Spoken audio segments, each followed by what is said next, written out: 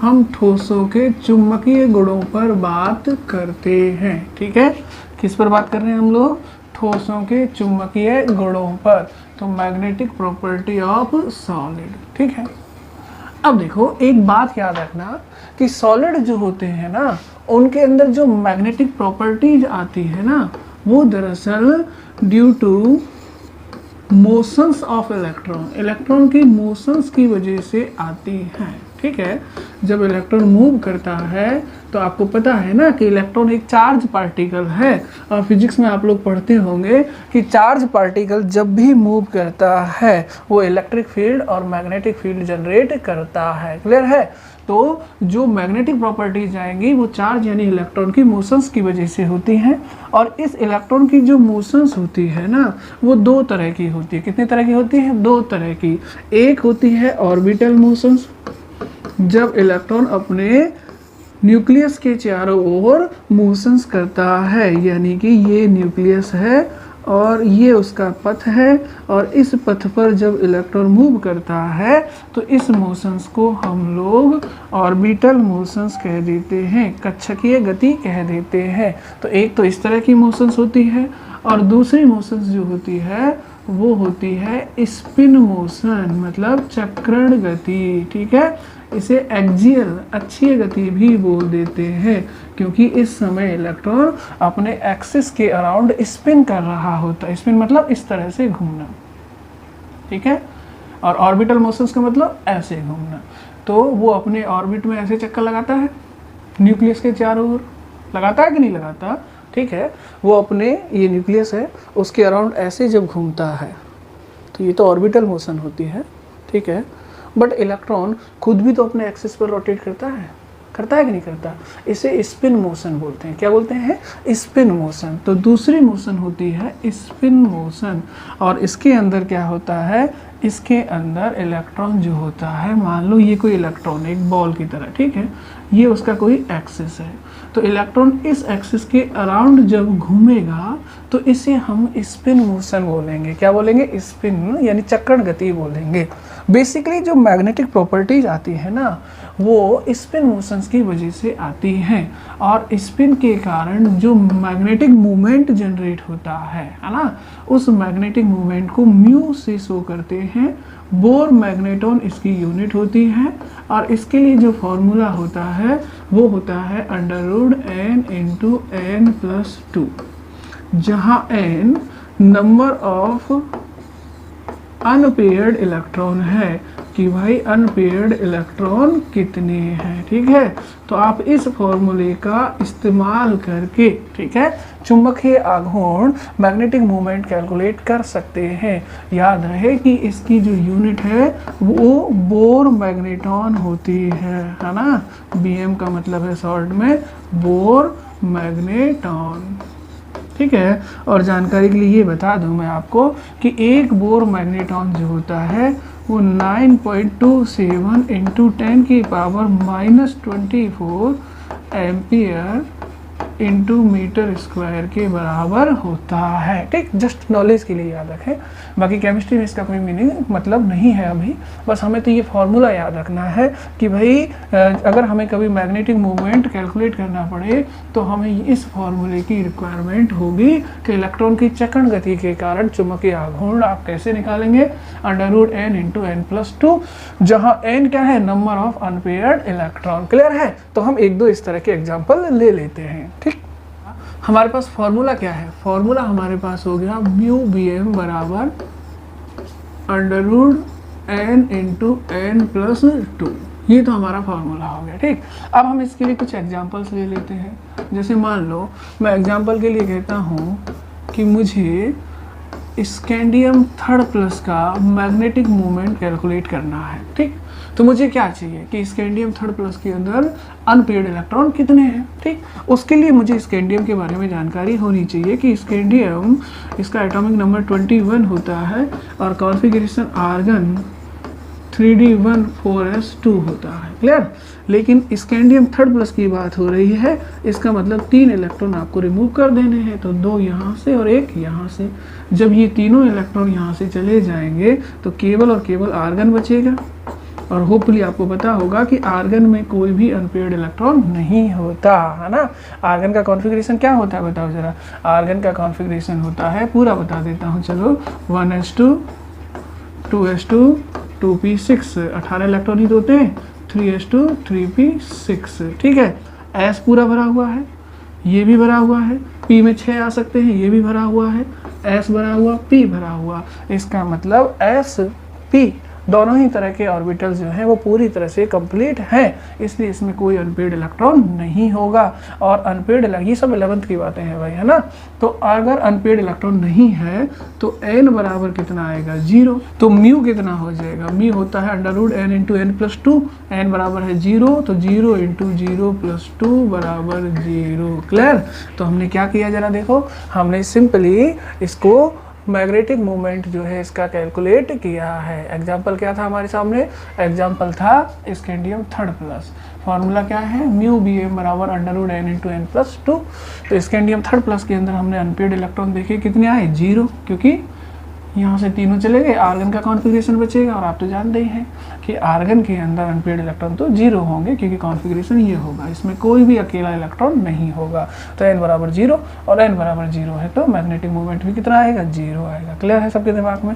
चलो एक और एग्जाम्पल आप खुद कीजिएगा, है ना। इस बार हम लोग एग्जाम्पल ले रहे हैं Fe थर्ड प्लस का, और Fe थर्ड प्लस के अंदर मैग्नेटिक मोमेंट ज्ञात करना है। तो कैसे ज्ञात करोगे, सबसे पहले आयरन है, आयरन परमाणु क्रमांक एटॉमिक नंबर कितना है 26, कॉन्फ़िगरेशन क्या होगा आर्गन, 18 इलेक्ट्रॉन तो आर्गन तक आ जाएंगे। उसके बाद 3d क्या हो जाएगा 6 4s2। हमें कहा गया है Fe थर्ड प्लस के बारे में, और जब Fe थर्ड प्लस होता है तो कितने इलेक्ट्रॉन निकल जाएंगे 3, तो 2 यहाँ से चले जाएंगे और 1 यहाँ से। तो यहाँ क्या बचेगा 3d 5, 6 में से 1 गया तो 5 बचेगा ना, तो आर्गन, ये कॉन्फ़िगरेशन बचता है। अब आर्गन में तो कोई अनपेयर्ड इलेक्ट्रॉन होता नहीं है, लेकिन 3d5 में आप चेक कर सकते हैं कि d में आपको पता है 5 ऑर्बिटल होते हैं, d सब सेल में 5 ऑर्बिटल होते हैं, 5 ही इलेक्ट्रॉन है तो एक एक सब में आ आएगा। तो अनपेयर्ड इलेक्ट्रॉन की नंबर कितनी हो जाएगी, n बराबर हो जाएगा 5। और अगर n बराबर 5 है तो म्यू कितना होगा, म्यू बी एम लिख सकते हैं √n into n plus 2। n की वैल्यू कितनी है 5, तो 5 इंटू 5 प्लस 2 ये 7 हो जाएगा, 7 मल्टीप्लाई विद 5 √35। क्लियर है। इस तरह से आप किसी आयन के अंदर मैग्नेटिक मोमेंट काउंट कर सकते हैं। क्लियर है सबके दिमाग में, आसान है ना एकदम से, ठीक है। कई बार बोर्ड में इस तरह से भी क्वेश्चंस पूछ लिया जाता है। क्लियर। एक और सवाल मैं आपको देता हूँ, क्रोमियम प्लस थर्ड का मैग्नेटिक मोमेंट कैलकुलेट करो, जल्दी से करो, करो भाई करो, खुद से निकालो, पॉज ले लो, पॉज कर लो वीडियो को और फिर ये निकाल के फिर मेरा आंसर मुझे बताओ, ठीक है। क्रोमियम परमाणु क्रमांक 24, configuration argon 3d 5 4s1, exceptional होता है ना, d में 5 और s में 1 होता है, याद होगा आपको। प्लस थर्ड में जाना है, प्लस थर्ड में जाना है तो कितने इलेक्ट्रॉन रिमूव करने 3, तो 1 यहाँ से कर दो और 2 यहाँ से। जब यहाँ से 2 चले जाएंगे तो कितने बचेंगे 3, बाकी तो कॉन्फ़िगरेशन यही होगा, होगा कि नहीं होगा। और d3 का मतलब d में कितने इलेक्ट्रॉन हैं 3, ऑर्बिटल कितने होते हैं 5, इसका मतलब 3 में इलेक्ट्रॉन आ गए और 2 खाली हैं। तो बताओ अनपेयर्ड इलेक्ट्रॉन कितने होंगे, n बराबर हो गया 3। फॉर्मूला क्या है, म्यू बी एम बराबर √n into n plus 2, 3 into 3 plus 2, ये कितना हो गया 5, और 5 इंटू 3 करोगे तो √15। ये आपका क्या हो जाएगा, आंसर हो जाएगा, है ना। तो ऐसे सवाल आप आसानी से सॉल्व कर सकते हैं। अब किसी को इलेक्ट्रॉनिक कॉन्फ़िगरेशन ही नहीं आता तो भाई 11th क्लास की तरफ जाएं और इलेक्ट्रॉनिक कॉन्फ़िगरेशन चेक करें, देखें सभी इलेक्ट्रॉनिक कॉन्फ़िगरेशन कम से कम 30 तक के तो आपको याद ही होने चाहिए। परमाणु क्रमांक 30 तक के कॉन्फ़िगरेशन आपको मालूम होने चाहिए। क्लियर है। चलिए हम बात कर रहे थे मैग्नेटिक प्रॉपर्टी ऑफ सॉलिड की। हमें पता है कि मैग्नेटिक प्रॉपर्टी जो सॉलिड की है वो इलेक्ट्रॉन की मोशंस की वजह से होती है। तो मैग्नेटिक प्रॉपर्टीज के आधार पर जो सॉलिड होते हैं ना, मैग्नेटिक प्रॉपर्टीज के आधार पर सॉलिड जो होते हैं उनको हम लोग क्लासीफाई कर रहे हैं, ठीक है। इस आधार पे सॉलिड जो होते हैं, सबसे पहला हम कहते हैं पैरामैग्नेटिक हो सकता है। पैरामैग्नेटिक को हिंदी में अनुचुंबकीय बोलते हैं, ठीक है, यानी अनुचुंबकीय हो सकता है। दूसरा हम लोग बात करें वो डायामैग्नेटिक हो सकता है। डायामैग्नेटिक को प्रतिचुंबकीय बोलते हैं, ठीक है। तीसरा हम लोग बात करें वो फेरोमैग्नेटिक हो सकता है, फेरोमैग्नेटिक। और चौथा हम बात करें तो एंटी फेरोमैग्नेटिक हो सकता है, एंटी फेरोमैग्नेटिक, ठीक है। और पांचवा बात करें हम लोग फेरी मैग्नेटिक हो सकता है, फेरी मैग्नेटिक। हिंदी में कहेंगे इसको फेरोमैग्नेटिक लोह चुंबकीय, एंटी फेरोमैग्नेटिक प्रति लोह चुंबकीय, और फेरी मैग्नेटिक लघु लोह चुंबकीय। तो एक बार फिर से देखें सब लोग, हमने क्या किया है, मैग्नेटिक प्रॉपर्टीज के आधार पर सॉलिड को 5 कैटेगरी में डिवाइड किया है। पैरामैग्नेटिक अनुचुंबकीय, डायामैग्नेटिक प्रतिचुंबकीय, फेरोमैग्नेटिक लोह चुंबकीय, एंटी फेरोमैग्नेटिक प्रति लोह चुंबकीय, और फेरी मैग्नेटिक लघु लोह चुंबकीय, ठीक है। अब इनमें से हम लोग सबसे पहले डिस्कशन में लेने वाले हैं पैरामैग्नेटिक। पैरामैग्नेटिक बोले तो अनुचुंबकीय, ठीक है। खास बात आपको याद रखनी है कि इसके अंदर मैग्नेटिक प्रॉपर्टी है, ठीक है। अगर मैग्नेटिक प्रॉपर्टी है तो मैग्नेटिक मूवमेंट भी है, और अगर मैग्नेटिक मूवमेंट है तो डेफिनेटली अनपेयर्ड इलेक्ट्रॉन भी इसके अंदर होंगे। तो सबसे पहली बात है कि इट कंटेन अनपेयर्ड इलेक्ट्रॉन, यानी ये अनपेयर्ड इलेक्ट्रॉन रखता है, ठीक है। अनपेयर्ड इलेक्ट्रॉन अगर इसके अंदर है तो इसका मैग्नेटिक मूवमेंट 0 नहीं होगा, इसका मैग्नेटिक मूवमेंट 0 नहीं होगा। कुछ ना कुछ तो आएगा ना, क्योंकि आपने अभी भी फॉर्मूला देखा है, म्यू बराबर क्या होता है, म्यू बराबर होता है √n × n+2। और अगर ये फॉर्मूला है और मैं कह रहा हूँ कि n की वैल्यू 0 नहीं है क्योंकि उसके अंदर कुछ अनपेयर्ड इलेक्ट्रॉन है, तो डेफिनेटली म्यू की वैल्यू भी 0 नहीं होगी। और म्यू 0 नहीं है तो मैग्नेटिज्म होगा, मैग्नेटिक प्रॉपर्टी उसके अंदर होंगी। किसके अंदर, पैरामैग्नेटिक के अंदर। क्लियर है। तो इट कंटेन अनपेयर्ड इलेक्ट्रॉन। और एक और बात आपको याद रखनी है, वो क्या, कि ये जो होते हैं ना, ये weekly attracted by magnetic field. ये मैग्नेटिक फील्ड से वीकली अट्रैक्ट भी होते हैं, यानी अगर इनको मैग्नेटिक फील्ड के अंदर रखा जाता है तो ये मैग्नेटिक फील्ड को अल्प यानी हल्का सा आकर्षित करते हैं। एक और बात आप याद रखेंगे कि अगर मैग्नेटिक फील्ड है तो इनके अंदर मैग्नेटिक प्रॉपर्टी आपको दिखाई देती है, लेकिन अगर आप मैग्नेटिक फील्ड को रिमूव कर देते हैं तो ये अपना मैग्नेटिज्म खो देते हैं। तो दे लॉस्ट देयर मैग्नेटिज्म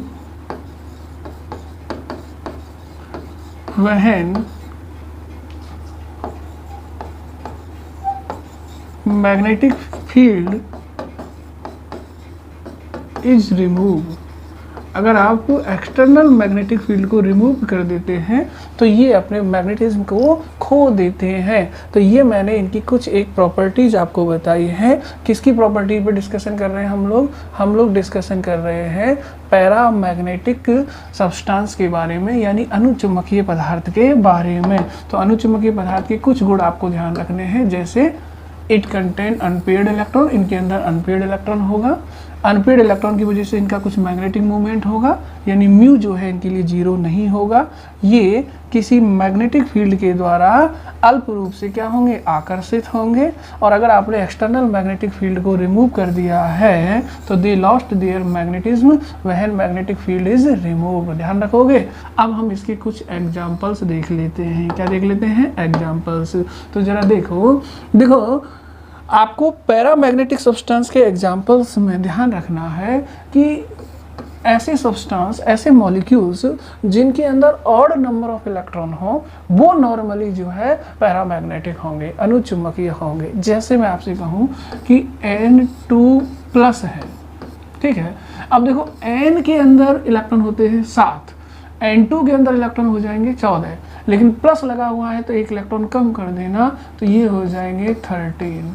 बताओ ये इवन है या ऑड? ऑड है ना। तो इन जनरल अगर ऑड नंबर में इलेक्ट्रॉन आता है ना तो वो मॉलिक्यूल्स पैरामैग्नेटिक यानी अनुचुंबकीय होता है। जैसे मैं आपसे बात करूं O2+, अब ऑक्सीजन के अंदर इलेक्ट्रॉन होते हैं 8, O2 के अंदर हो जाएंगे 16, प्लस लगा है तो एक कम कर दीजिएगा और ये हो जाएंगे 15। ऑड नंबर में है तो ऑड नंबर में जनरली जब इलेक्ट्रॉन आता है तो फिर वो पैरामैग्नेटिक हो जाता है। लेकिन अगर इवन नंबर में आता है, जैसे O2 की बात करें तो O2 में कितने होंगे? 16 इलेक्ट्रॉन होंगे, है ना। तो वो पैरामैग्नेटिक हो भी सकता है या डायामैग्नेटिक भी हो सकता है। इसके लिए आपको MOT थ्योरी पर जाना पड़ेगा जो आप 11th क्लास में डिस्कस करते हैं। तो मैं यहाँ अभी आपकी जानकारी के लिए बता रहा हूँ कि ये जो O2 है ना, जिसके अंदर इवन नंबर में इलेक्ट्रॉन है, बट ये भी पैरामैग्नेटिक है। कैसा है? पैरामैग्नेटिक यानी अनुचुंबकीय है, ठीक है। और ये पैरामैग्नेटिक है MOT के हिसाब से, मॉलिक्यूलर ऑर्बिटल थ्योरी के हिसाब से। याद करना 11th क्लास में MOT बताई गई है और बताई जाती है, और वहाँ इसका ऑक्सीजन का मॉलिक्यूलर ऑर्बिटल डायग्राम देखोगे तो आपको उसके अंदर 2 अनपेयर्ड इलेक्ट्रॉन दिखाई देंगे, है ना। तो एक्चुअल में इसके अंदर 2 अनपेयर्ड इलेक्ट्रॉन होते हैं, इसलिए ये पैरामैग्नेटिक होता है। बट इन जनरल मैंने आपसे बताया है, इन जनरल क्या कहा है कि अगर ऑड नंबर में इलेक्ट्रॉन दिखाई दें, टोटल इलेक्ट्रॉन, तो वो पैरामैग्नेटिक हो जाता है। कभी कभी इवन नंबर में होता है तो भी पैरामैग्नेटिक हो जाता है, और ये एक स्पेशल केस है O2 वाला, है ना।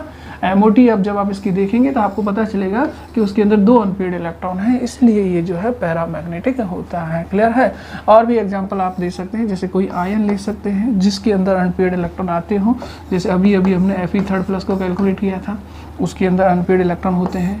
Cr3+ को कैलकुलेट किया था, उसके अंदर भी अनपेयर्ड इलेक्ट्रॉन होते हैं। तो ये सभी पैरामैग्नेटिक सब्सटेंस के एग्जाम्पल हो सकते हैं। तो याद रखोगे, हम लोगों मैग्नेटिक प्रॉपर्टीज़ को डिस्कस कर रहे हैं, और मैग्नेटिक प्रॉपर्टीज़ में पैरामैग्नेटिक सब्सटेंस को डिस्कस कर रहे हैं, और उसके हमने कुछ एक एग्जाम्पल्स यहाँ देखे हैं। क्लियर है सबके दिमाग में? ध्यान रखोगे ये सारी चीज़ें, है ना।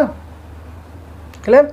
चलिए नेक्स्ट हमारा कौन सा है? नेक्स्ट हमारा है पैरामैग्नेटिक के बाद डायामैग्नेटिक, है ना। डायामैग्नेटिक यानी प्रति चुंबकीय। तो नेक्स्ट देखते हैं प्रति चुंबकीय। डायामैग्नेटिक, डायामैग्नेटिक यानी हिंदी में क्या कहोगे? प्रति चुंबकीय।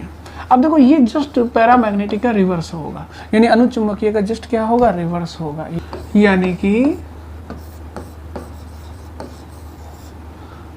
they have 0 unpaired electron, यानी इनके अंदर अनपेयर्ड इलेक्ट्रॉन कितने होंगे? 0, यानी n की वैल्यू कितनी होगी? 0। अगर n 0 है तो म्यू भी क्या होगा? 0।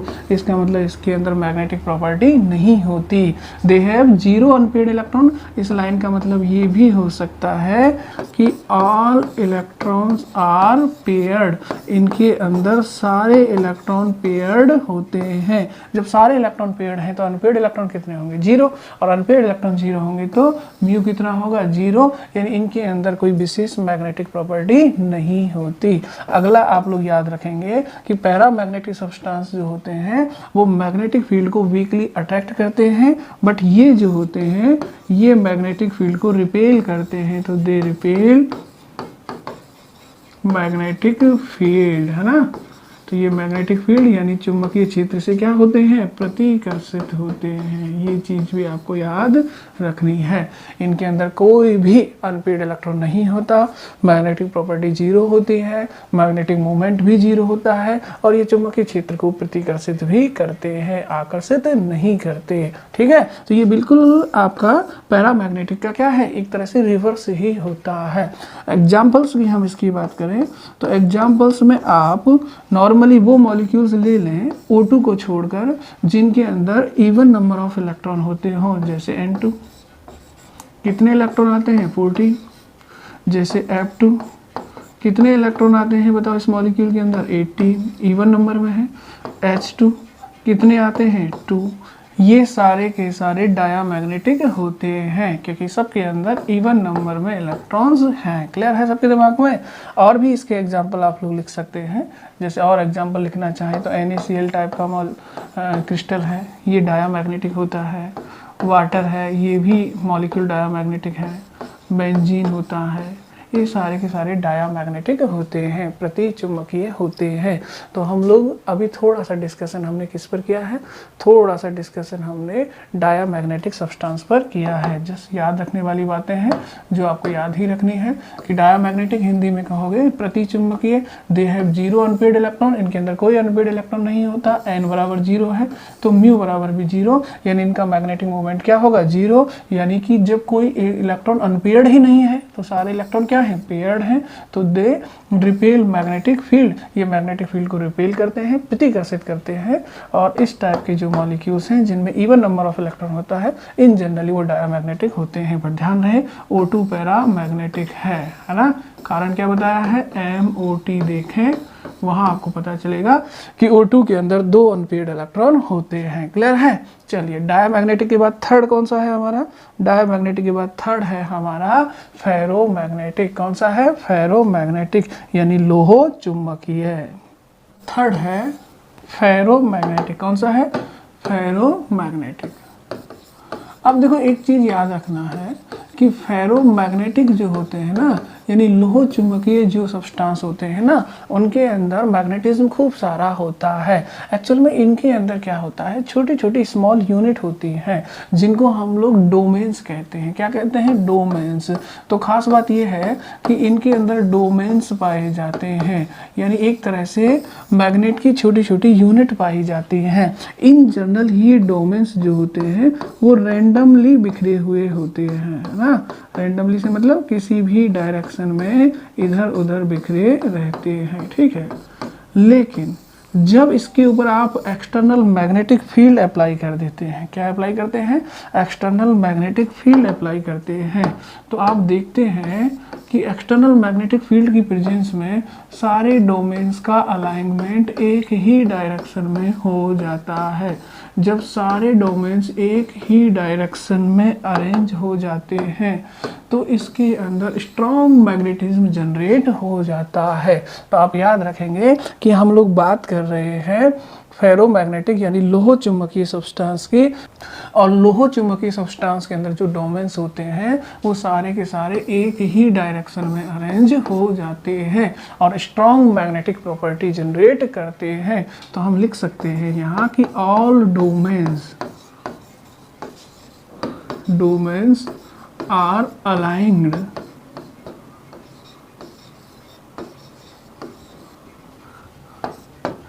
in parallel to each other,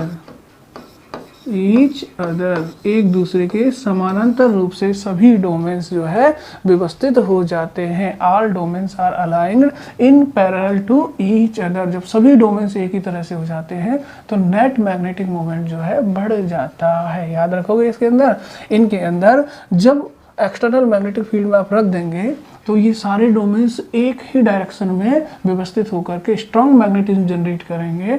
और अब अगर आप मैग्नेटिक फील्ड को हटा भी लेते हैं, यानी पहले ये था, आपने इस पर क्या लगाया?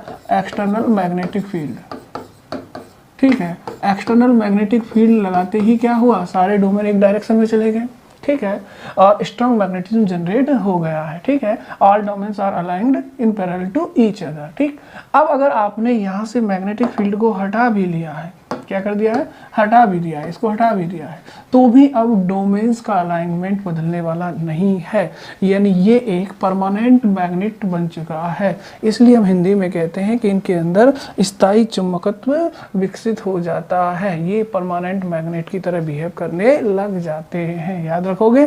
तो आपको बस इतना याद रखना है कि एक्सटर्नल मैग्नेटिक फील्ड हटाते हुए भी इनका मैग्नेटिज्म का लॉस नहीं होता, है ना? तो ये एक तरह से परमानेंट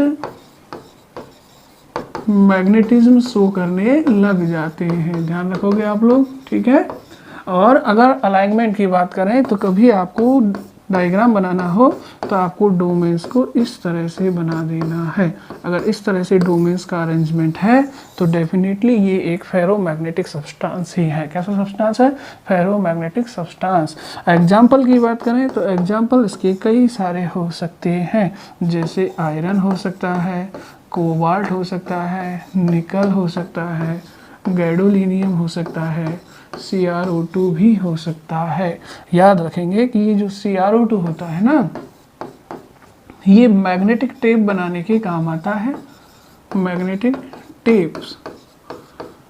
और उन टेप्स का इस्तेमाल हम लोग रिकॉर्डिंग में करते हैं। कहाँ करते हैं? रिकॉर्डिंग में। तो ये जस्ट आपको याद रखना है ना, कि मैग्नेटिक टेप या मैग्नेटिक चिप बनाने में किसका इस्तेमाल किया जाता है? CrO2 का इस्तेमाल किया जाता है, जो रिकॉर्डिंग में काम आता है। तो अपना अगला सब्सटेंस कौन सा हुआ? अगला सब्सटेंस हमारा हुआ फेरोमैग्नेटिक। फेरोमैग्नेटिक से मतलब लोह चुंबकीय, ठीक है। और लोह चुंबकीय में क्या होंगे? डोमेन्स। नॉर्मली वो रेंडमली होंगे, मैग्नेटिक फील्ड लगाते ही वो एक निश्चित डायरेक्शन में अरेंज हो जाते हैं। अब अगर मैग्नेटिक फील्ड हटा भी लिया जाए तो ये अरेंजमेंट नहीं बदलता। All domains are aligned in parallel to each other, ठीक है। वो एक दूसरे के पैरेलल व्यवस्थित हो जाते हैं, और जब वो एक दूसरे के पैरेलल हो जाते हैं तो स्ट्रॉन्ग मैग्नेटिक प्रॉपर्टी जनरेट करते हैं। एक्सटर्नल मैग्नेटिक फील्ड को हटाने पर भी इनका मैग्नेटिज्म का लॉस नहीं होता, ये परमानेंट मैग्नेट की तरह बिहेव करने लग जाते हैं। क्लियर? एग्जांपल्स आप लोग याद रखेंगे, ठीक है। थर्ड के बाद फोर्थ हमारा कौन सा होगा? फोर्थ हमारा होगा एंटी फेरोमैग्नेटिक। कौन सा होगा? एंटी फेरोमैग्नेटिक, यानी प्रतिलोह चुंबकीय। तो अब हम बात कर रहे हैं एंटी फेरोमैग्नेटिक। जो एंटी फेरोमैग्नेटिक होता है ये होता है प्रतिलोह चुंबकीय। ये लोह चुंबकीय का जस्ट रिवर्स होगा, और रिवर्स होने का मतलब होगा कि डोमेन्स जो होंगे ना, domains are aligned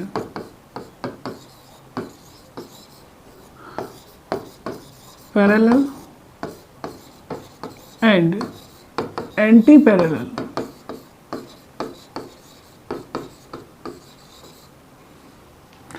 to each other. Domains जो होंगे वो एक दूसरे के समांतर और प्रति समानांतर अरेंज होंगे। अगर ऐसा है तो एक डोमेन मान लो ऊपर की तरफ है तो दूसरा नीचे की तरफ है ना, इनका डायरेक्शन सबका क्या होगा? अलग अलग होगा। अलग मतलब एक दूसरे से अपोजिट होगा। अगर ऐसा डायरेक्शन है तो फिर तो इनके अंदर मैग्नेटिक प्रॉपर्टी नहीं होगी। क्यों नहीं होगी? क्या इनके अंदर डोमेन्स नहीं है? नहीं, इनके अंदर डोमेन्स तो है, फिर भी मैग्नेटिक प्रॉपर्टी क्यों नहीं है? क्योंकि एक डोमेन्स का इफेक्ट दूसरे डोमेन द्वारा कैंसिल आउट हो जाएगा, क्योंकि एक का डायरेक्शन ऊपर है तो दूसरे का नीचे, फिर ऊपर फिर नीचे, तो ये एक दूसरे के मैग्नेटिक प्रॉपर्टीज को कैंसिल आउट कर देते हैं। इसलिए इनके अंदर कोई मैग्नेटिक प्रॉपर्टी नहीं होती है। याद रखेंगे हम लोग इस बात को। और इसका एग्जाम्पल हम लोग ध्यान दे सकते हैं। इसका एग्जाम्पल हो सकता है MnO। सिंपल एग्जाम्पल है, एक ही याद रखो। बाकी और भी एग्जाम्पल हो सकते हैं, वैसे तो FeO हो सकता है, CO हो सकता है, कोबाल्ट का ऑक्साइड, NiO हो सकता है। ये सब इसी टाइप के एग्जाम्पल होंगे। तो बस आपको सिंपल एग्जाम्पल याद रखने हैं, और थोड़ा सा डोमेन का अलाइनमेंट आपको ध्यान रखना है कि एंटी फेरोमैग्नेटिक के अंदर क्या होता है। क्लियर? ये हमारा फोर्थ हो गया। अब फोर्थ के बाद हम लोग फिफ्थ देखेंगे, और फिफ्थ कौन सा होगा? फिफ्थ होगा फेरी मैग्नेटिक। कौन सा होगा? फेरी मैग्नेटिक, ठीक है। फेरी मैग्नेटिक का मतलब लघु लोह चुंबकीय। इसका मतलब इनके अंदर मैग्नेटिक प्रॉपर्टी होती है, बट लघु मतलब कम होती है, यानी इनके अंदर फेरोमैग्नेटिक सब्सटेंस के कंपेयर में मैग्नेटिक प्रॉपर्टीज कम होती है। इनके अंदर डोमेन्स का जो अलाइनमेंट है, संरेखण जो है हिंदी में बोले तो, वो पैरेलल एंटी पैरेलल तो होता है, मगर इस तरह से होता है कि एक दूसरे के प्रभाव को नेट वो कैंसिल आउट नहीं कर पाते, इसलिए कुछ ना कुछ मैग्नेटिक मोमेंट रह जाता है। जैसे देखो एक चीज ध्यान देना, अभी मैंने एंटी फेरोमैग्नेटिक के लिए बनाया था, है ना। तो मैंने कहा था एक ऊपर कर दो, एक नीचे कर दो, एक ऊपर एक नीचे। डोमेन्स का अरेंजमेंट पैरेलल और एंटी पैरेलल है, और इस तरह से है कि ये एक दूसरे को पूरी तरह से कैंसिल आउट कर रहे हैं। इनके अंदर ऐसा नहीं होता। होता तो पैरेलल और एंटी पैरेलल है, लेकिन इस तरह से होता है कि ये एक दूसरे को कैंसिल आउट नहीं कर पाते पूरी तरह से, ठीक है। अब आप खुद ही देख लो, क्या ये पूरी तरह से एक दूसरे को कैंसिल आउट कर रहे हैं? नहीं कर रहे। देखो, हालांकि ये बात सच है कि डोमेन्स का अरेंजमेंट समांतर और प्रति समांतर है कि नहीं है, लेकिन एक दूसरे को नेट कैंसिल आउट नहीं कर रहे। ये ऊपर है, ये नीचे है, बट दो फिर ऊपर है डोमेन्स, फिर एक नीचे, फिर दो ऊपर, फिर दो नीचे, फिर तीन ऊपर। तो इनका कुछ ना कुछ मैग्नेटिक प्रॉपर्टीज आपको जरूर दिखाई देने वाली है। फेरी मैग्नेटिक की बात कर रहे हैं, इनके अंदर मैग्नेटिक प्रॉपर्टी फेरोमैग्नेटिक से तो कम होती है, बट फिर भी इनके अंदर मैग्नेटिक प्रॉपर्टी होती है। ध्यान रखेंगे आप लोग इस बात को। इनका अरेंजमेंट एक तरह से रैंडम ही मान लें आप, पैरेलल और एंटी पैरेलल, ध्यान रखोगे इसे। और इसके लिए हम लोग कुछ एग्जांपल्स की अगर बात करें तो इसका बेस्ट एग्जांपल हो सकता है फेराइट। फेराइट क्या होता है? फेराइट होता है जिसके अंदर इस तरह का कंपोजिशन होता है और एक इसके अंदर कोई भी मेटल का आयन हो सकता है, लेकिन ये जो मेटल का आयन है ना, ये वाला, ये +2 ऑक्सीडेशन स्टेट में होता है। ठीक है, जैसे इसकी जगह पर कोई भी +2 वाला रख दूं, जैसे जिंक रख दूं, तो Zn आ गया, तो ये बन गया जिंक फेराइट, क्योंकि Zn किस में होगा? +2 में। मैग्नीशियम रख दिया तो Mg आ गया, और ये बन गया मैग्नीशियम फेराइट, ये भी किस में होगा? +2 में। तो सिंपल एग्जांपल इसका क्या हो सकता है? फेराइट हो सकता है। मैग्नेटाइट भी इसका एग्जांपल रखा जा सकता है, मैग्नेटाइट, जिसमें क्या होता है? Fe3O4 होता है। ठीक है, तो ये इसके सिंपल से क्या हो सकते हैं? एग्जाम्पल हो सकते हैं। लेकिन एक चीज़ आपको और याद रखनी है, और वो क्या याद रखनी है कि जो फेरी मैग्नेटिक सब्सटेंस होते हैं ना, ये वाले, ठीक है, इनको अगर आप हीट कर देते हैं, गर्म कर देते हैं, तो ये टर्न्स इनटू पैरामैग्नेटिक, ये पैरामैग्नेटिक हो जाते हैं, मतलब अनुचुंबकीय हो जाते हैं। याद रखोगे? तो कई बार ये भी आपको ध्यान रखना चाहिए कि फेरी मैग्नेटिक सब्सटेंस यानी लघु लोह चुंबकीय पदार्थों को अगर गर्म कर दिया जाता है तो ये अनुचुंबकीय हो जाते हैं, पैरामैग्नेटिक में चेंज हो जाते हैं। तो हमने समरी किया है कि मैग्नेटिक प्रॉपर्टीज़ के आधार पर सब्सटेंस यानी सॉलिड कितने तरह के हो सकते हैं? तो 5 तरह के हो सकते हैं, पैरामैग्नेटिक, डायामैग्नेटिक, है ना, फेरोमैग्नेटिक, एंटी फेरोमैग्नेटिक और फेरी मैग्नेटिक। पैरामैग्नेटिक मतलब अनुचुंबकीय, ठीक है, डायामैग्नेटिक मतलब प्रतिचुंबकीय, फेरोमैग्नेटिक मतलब लोह चुंबकीय, एंटी फेरोमैग्नेटिक मतलब प्रति लोह चुंबकीय, और फेरी मैग्नेटिक मतलब लघु लोह चुंबकीय। तो फेरी मैग्नेटिक जो होगा उसके अंदर मैग्नेटिक प्रॉपर्टी फेरोमैग्नेटिक से थोड़ी कम होगी, इसलिए उसे लघु लोह चुंबकीय कहा। एंटी फेरोमैग्नेटिक के अंदर डोमेन्स होंगे बट वो एक दूसरे के अपोजिट होंगे, तो एक दूसरे के इफेक्ट को कैंसिल आउट कर देंगे, तो उनके अंदर मैग्नेटिक प्रॉपर्टी दिखाई नहीं देगी। पैरामैग्नेटिक के अंदर अनपेयर्ड इलेक्ट्रॉन होंगे, इसलिए उनके अंदर थोड़ी बहुत मैग्नेटिक प्रॉपर्टी होंगी, कुछ ना कुछ उनका मैग्नेटिक मूवमेंट जरूर होगा। बट डायामैग्नेटिक के अंदर अनपेयर्ड इलेक्ट्रॉन नहीं होंगे, इनका मैग्नेटिक मूवमेंट 0 होगा, इनके अंदर चुंबकीय प्रवृत्ति आपको दिखाई नहीं देगी।